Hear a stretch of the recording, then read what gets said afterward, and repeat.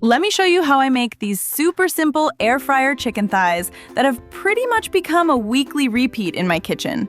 They come out crispy on the outside, juicy on the inside, and they are exactly the kind of easy dinner I never get tired of. Drop the chicken thighs into a plastic bag and then add 3/4 of a teaspoon of salt. Then add 1 teaspoon of smoked paprika, 1 teaspoon of garlic powder, 1 teaspoon of onion powder, and 1 teaspoon of oregano. Of course, you can switch up the seasonings and use whatever you like and however much you like. Close the plastic bag really well and then give it a good shake so the chicken gets covered in all that seasoning.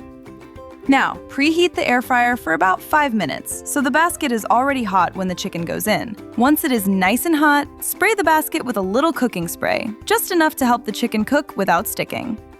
Then put the seasoned chicken thighs into the air fryer basket in one layer.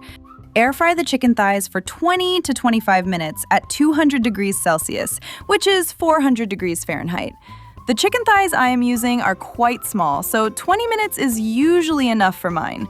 If your chicken thighs are larger, you will probably need closer to 25 minutes. The best way to make sure the chicken is cooked is to check the thickest part with a meat thermometer. It should reach 74 degrees Celsius, which is 165 degrees Fahrenheit inside. I love how these air fryer chicken thighs come out crispy, juicy, and full of flavor.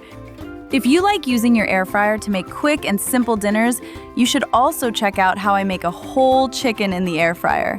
It is one of those recipes that sounds like it might be too much for the air fryer, but it actually works so well.